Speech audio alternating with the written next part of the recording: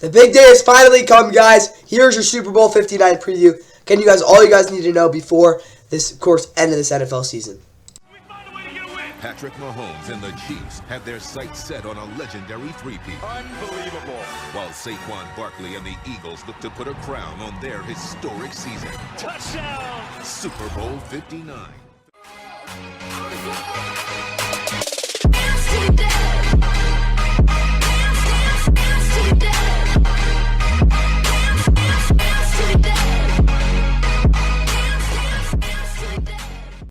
And with that, what is going on, guys? Welcome back to the fun of course, please like and subscribe. I hope you guys enjoyed the official Super Bowl 59 preview. I mean, I don't know if the NFL is sponsoring me for this, but that's what I got. Bad hair and all, bad voice and all. I got you guys the biggest sporting event of the year, every single year. I don't care about the World Cup, any football fans. I know it's important. But back to the point of this. Of course, our Super Bowl 59 matchup is one that I'm not happy about, to be completely honest with you guys. I mean, like, who would be? Like, ugh. Anyway, though, unfortunately, before we actually get into this game, I'm going to talk about who won some NFL awards, because I do have some stuff to talk about with this. I mean, yes, is it the most stunning thing? I mean, not really, but I got to get this through. Anyway, though, Josh Allen winning MVP, again, unless you're a Bills stan or I don't know. You probably would have thought Lamar would have won this award. I would have thought he did. I mean, if you watch my NFL honors, the fun NFL honors, I mean, you can go check that out in a second after you watch the Super Bowl preview here. Yeah, Josh Allen, great season and all, but we all know Lamar should have won. Coach of the Year, Kevin O'Connell. I mean, guys, the Vikings were trash this year, so I mean, the fact that he brought them to the playoffs, 14 games. That's how many they won. I mean, give them all the props in the world there. Yeah. My guy, Jared Verse of the Rams, I'm not gonna act like I'm some stan of his, because I'm just not. But he's one of the best players in the entire team, so insane rookie year. Joe Burrow wins comeback play of the year. Not really because he was that good, because it was really just because, he was the only guy that was really up for it. Nah, I'm joking. But still, Saquon offensive play of the year. We'll get to him in a minute. Patrick Surtain, he was the best cornerback. He's by far the best cornerback in football. He is so good. Definitely deserved it this year. He had the best year of his career. Jay Daniels, offensive rookie of the year. Again, we saw him in that NFC Championship, but that's not really part of it. Best rookie season we've ever seen out of quarterback. All right, Ben Johnson won assistant coach of the year. I didn't really know that was an award, and that's about it here. Anyway, though, back to the game that actually matters, Super Bowl 59. Unless you don't watch any sort of sporting stuff, I'm going to try to get this across pretty quick here. This match has gotten drained in everyone's head super quickly, so I'm going to try to provide somewhat of a different perspective, really my perspective on this game. Of course, the Chiefs have only lost 2 games all year coming into this one. It's been their best season overall in terms of, we're going to be honest, consistency and just overall record-wise they have had with Patrick Mahomes. And you got to keep this in mind. He has already won 3 Super Bowls. He's looking to win 3 straight. I've already heard that a million times. I get that, but I just got to put it out there. But for the Chiefs, the only game they lost this entire season was to the Bills. I don't care about that Week 18 game. Mahomes has only lost 1 game since Christmas of last year. This Chiefs team does not lose. I got to get that across there.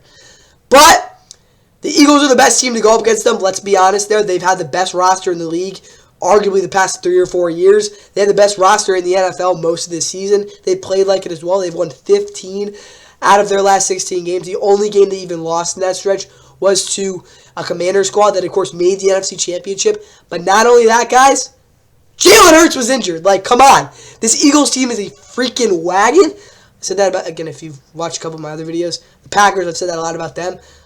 Let's forget about that. I really mean it here with these Eagles, guys. They're something else. When you get into the rosters and overall the lineups, you'll see why. But this Eagles team has been great all year. They beat my Rams in the divisional. They absolutely deserve to be here. But for the last time these two teams played, again, if you haven't already heard, they played in the Super Bowl just 2 years ago. The Chiefs won that one because, again, they're 1 for 3 straight. Again, it makes sense if it was 2 years ago. That was the first one they won in that stretch. 30-35 was the final score. I have a recap of that game. You can go watch that. It was an insane Super Bowl, one of the better ones we've seen over the past 10 years. Other than that, though, something that I've not heard a lot about is that the last time these two teams have actually played, though, which was on Monday Night Football last season. The Eagles won that one 21-17. Yes, that Chiefs team was much different than the one this year, but I think there's a lot of the stuff we saw in that game that could actually kill over into this one. Just wanted to say that. Anyway, though, this game will be at 6:30. It's going to start cumulative around there, but again, with the national anthem and all this BS that goes around with this literal football game when it comes down to it, I'm joking. It's going to start somewhere around here. That's a tentative thing there. I'll also get into like a lot of the other logistics. But for anyone who just has cable, it's on Fox. It's not on much else. Literally just Fox. Fox Sports Days for anyone who on Espanol. I'm not any Spanish savvy like that. NFL Plus again if you have that NFL Plus subscription. But for anyone who's broke and has somewhat of a modern TV, Tubi's the way to go. Yes, it is a very sketchy app. I got to be honest with you guys there. I do not think it's going to do a good job streaming this. Completely honest with you guys. But it's going to be in 4K on Tubi. All you need to do is sign in, I think. You just like put some random information, I don't know, live at your age or something like that. But there are ads. Again, that's the only reason they make money. But with this Super Bowl, it will be streaming on Tubi for anyone who, again, is either broke or just doesn't have Fox, which I really hope, again, Fox sucks. So, yeah. Anyway, though, a lot of stuff to talk about here. The Super Bowl 59, I got to give out to Awful Announcing. They do a great job with these. But your, again, overall information for this is just going to do that. Yeah. There we go. All right. This is all the preview, but that's what I'm doing here. Announcing the Super Bowl, you got Kevin Burkhardt, who did a very good job with his first Eagles-Chiefs Super Bowl. He called the one 2 years ago because Fox did have it. Tom Brady, of course, the GOAT. He's calling his first Super Bowl here. That's really fun. Sideline reporters will be Aaron Andrews and Tom Rinaldi. They're arguably the best sideline reporters in the entire NFL, so they're going to do a good job. The rules analyst, who I think does a very good job, is Mike Pereira.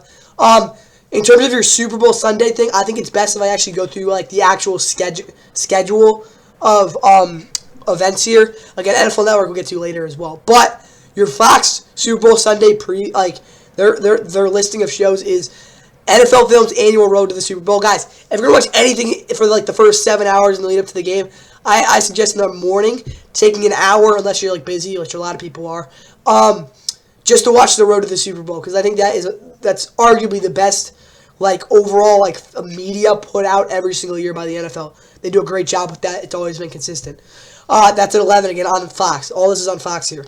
Madden Cruiser, Bayou Adventure with Bill Belichick. I don't know much about that. It'll probably be interesting. That's at noon. And then Fox's 5 hour, holy crap, pregame coverage starts at 1 o'clock. It's not going to really be that long. The first 2 hours, if I'm not mistaken, will be done with, where are they? Where are the people? There we go. We'll be done with Carissa Thompson, Julian Edelman, Michael Vick, Charles Woodson, Andrews Burkhardt, whatever. Brady and Rinaldi. So, my bad. I'm casual with that. Anyway, though, this is going to be Fox's, like, first 2 hours coverage. That's what will be featured in. And then Fox Super Bowl Sunday, which I think will be getting, like, 3 o'clock. That's when they really get into it. That'll be the main set. Again, if you watch any sort of NFL on Fox, those goofballs are the ones that do it. Outside of that, though, Peter Schrager, Christina Pink, and Cooper Manning, they're kind of wasting space. But they will be doing the reporting for whatever reason. I guess they'll be, like, interviewing people. But anyway, the actual kickoff show, YouTube TV pre-kick show, will be starting out at 6 o'clock. It does every single year.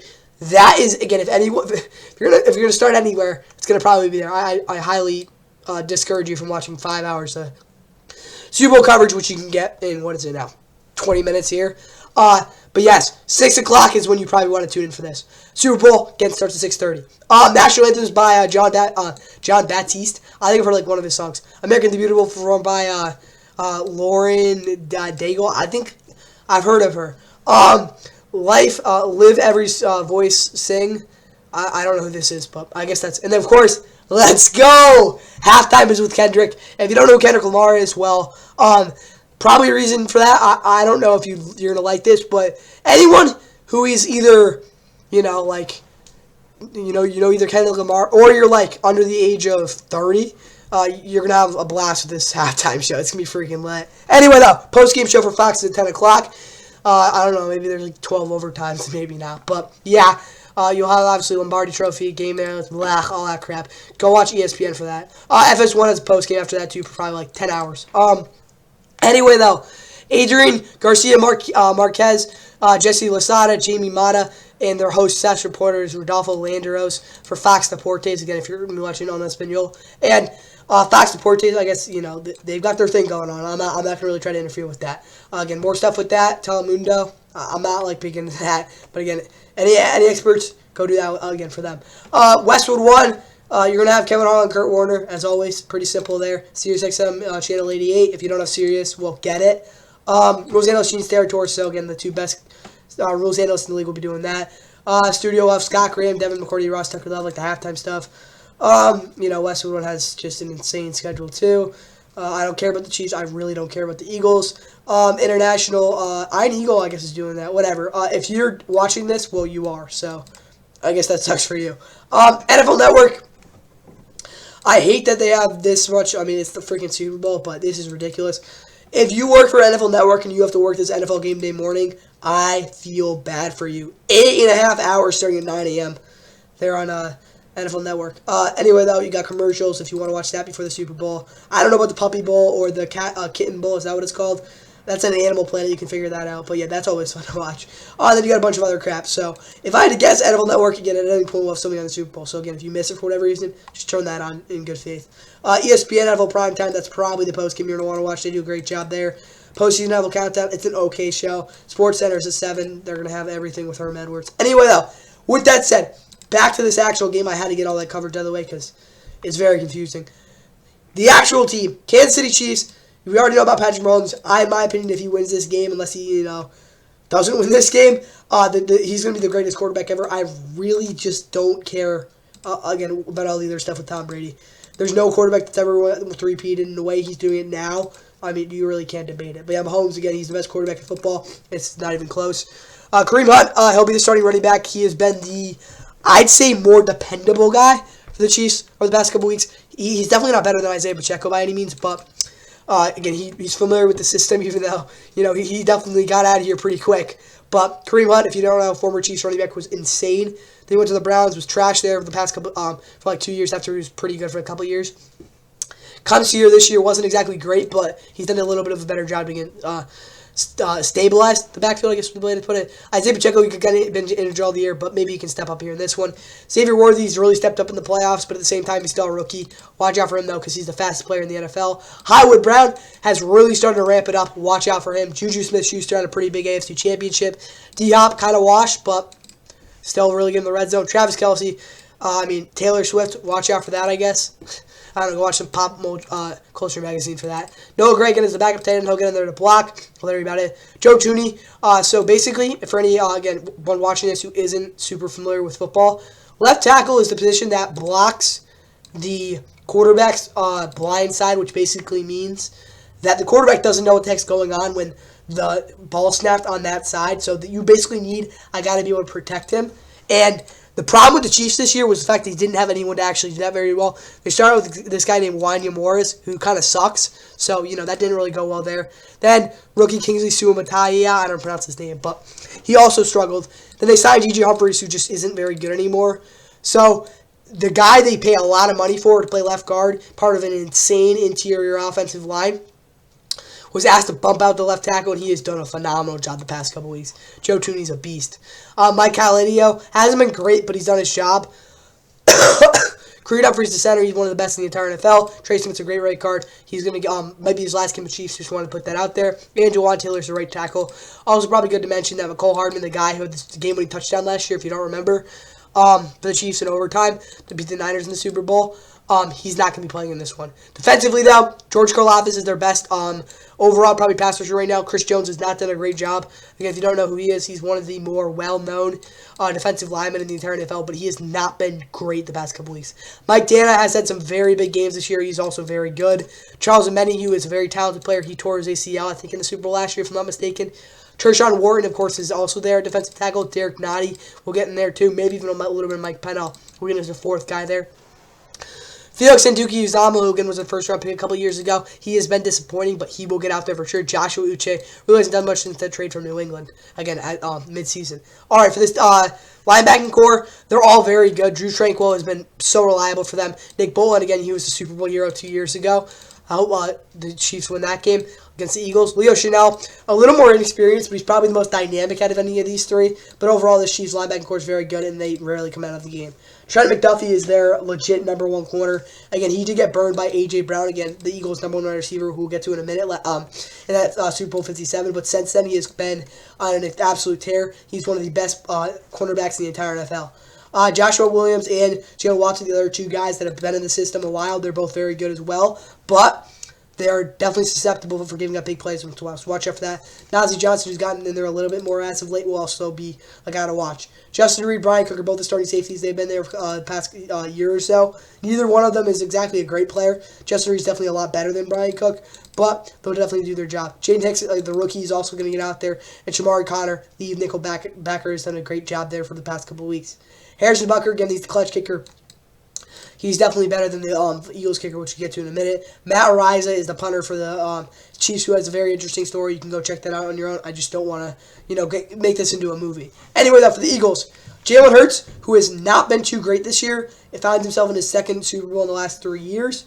Again, biggest thing for him is don't turn over the football and kind of do what you did last week, because it kind of worked against, of course, the Commanders in the NFC Championship. For Jalen Hurts, though, he is a quarterback that's going to run. We already know that. But with that injury, maybe not as much. But, of course, he has proven himself to be a little bit better passer as of late. But at the same time, he has not really had to do much in these playoffs. Saquon Barkley, he is so good. If you give him any sort of lane, he will break a big run. He is the engine of this offense. He's the engine of this entire team. The Eagles go as he goes. If Saquon has a big game, the Eagles are in a very good chance of winning this one. I don't want to get too much into him because he's obviously the best running back in the entire NFL. And frankly, in a lot of ways, it's that close. Kenneth Gainwell, again, is the backup running back there. He won't get many carries, but he might get a couple. But he'll be serviceable. A.J. Brown, like I said, had that huge touchdown 2 years ago in the Super Bowl. He's a very dynamic player, despite not having the same year we've seen the past couple. Devontae Smith, of course, is their number 2 receiver. Also has had a down year, but he had a great Super Bowl as well in Super Bowl 57. Jahan Dotson's the third receiver. I haven't seen much of him this year, but he finally did something with a touchdown last week in the NFC Championship. Dallas Goedert's been their starting tight end for a while. He's a good player. Craig Alcantara is a good backup as well. For this offensive line, they're completely healthy. They're the best offensive line in the league. And to be completely honest with you guys, I don't know if I've seen a better offensive line in a long time. So, putting it very simply, I said that earlier, but yeah, this Eagles O-line is insane, and they're going to really help out Saquon Barkley get those yards. Defensively, Milton Williams, Jordan Davis, Jalen Carter, their D-line is very, very good. Milton Williams isn't going to be the greatest player in terms of stopping the run, I guess, putting it basic there. But Jalen Carter is a beast. He's just going to disrupt a lot of things. Their edge rushers, the guys who are going to line up with those offensive tackles that I talked about with the Chiefs. Nolan Smith Jr., he's a young, very athletic player. Jalen Hunt, the rookie, is very tenacious. Bryce Huff kind of has been a disappointment with this team, but he will definitely get his snaps. And Josh Sweat as well, who's very consistent. Oren Burks will be getting to play. The issue is the Kobe Dean, again, being on IR, who is probably the most talented linebacker. Again, really sucks there, but Oren Burks did do a good job last week. Biggest thing, though, is Zach Bond, who has been the arguably best player in the entire NFL this year in terms of overall impressiveness, considering we didn't think he was going to be this good. First team All-Pro linebacker, which basically means he was the best linebacker in the NFL this year. Yeah, Zach Bond has just completely put this defense in his back in a lot of ways and really helped him out. But biggest thing, Brandon Graham, the defensive tackle, again, ageless wonder for the Eagles, who saved them the first time they won the Super Bowl in Super Bowl 52. It looks like he will be ready to play for this one. So I don't expect him to get too many snaps, but in those crucial downs, don't expect that he won't be out there as a veteran presence. Quinyon Mitchell, the rookie, as well as Cooper DeJean, who again haven't not mentioned yet as a white corner, but both of those guys are very dynamic. Again, expect them to be out there and doing a lot. Darius Slay and the veteran presence is huge there. Both safeties, neither of them are exactly the most reliable at times, but they're very, very dynamic. So watch out for C.J. Gardner-Johnson and Reed Blankenship. The kicker is Jake Elliott, who again has been very shaky this year. Something to definitely look out for. And Brady Manning is their punter. Returners, I mean, again, unless you fumble, it's really not that big of a deal. Rick Lovato is also the long snapper for the Eagles. All right. With all that said, though, let's get into these Super Bowl props before I pick who actually is going to win this game. Heads or tails, it is literally a coin toss. So I'm going to go with tails, though, because, I don't know. I'd flip the coin, I guess. National Anthem, over under 1 minute and 39 seconds. You know what? I'm going to say under. No sleep on the under. All right, we're score first. Chiefs. Their offense hasn't been that good this year, but, I don't know. Maybe they'll be good this game. All right, who'll score first touchdown? Any other player. Jalen Hurts, I don't really think he'll have maybe tush push, but, pick the Chiefs, so it would either have to be Travis Kelce or anyone else. Yes, no missed extra point, field goal. Oh, there'll definitely be a missed field goal at some point.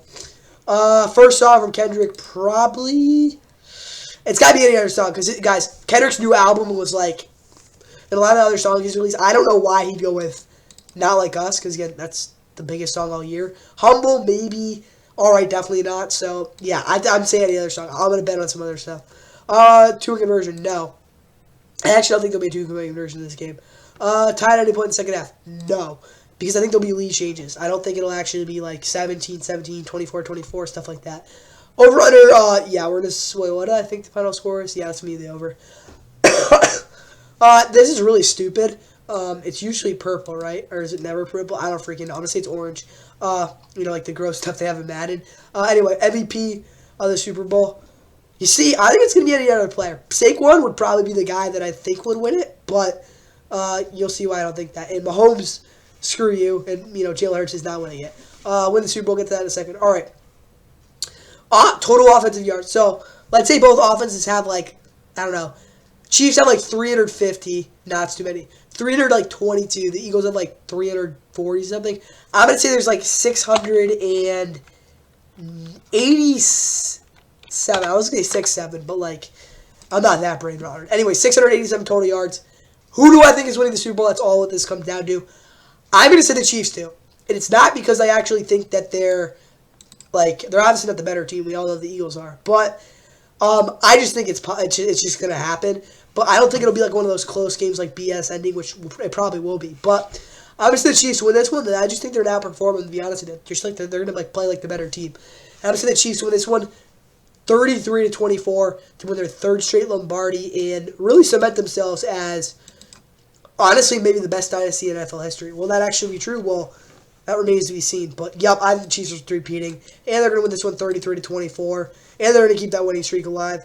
And, yeah, Eagles, tough one, but, you know, get better. That's all I got for you guys here, though. Enjoy the Super Bowl. See you guys for the recap of this sucker tomorrow. But you've got to get to Mahomes. I mean, he can put a ball just about anywhere on the field, and trying to cover him up, this is not easy.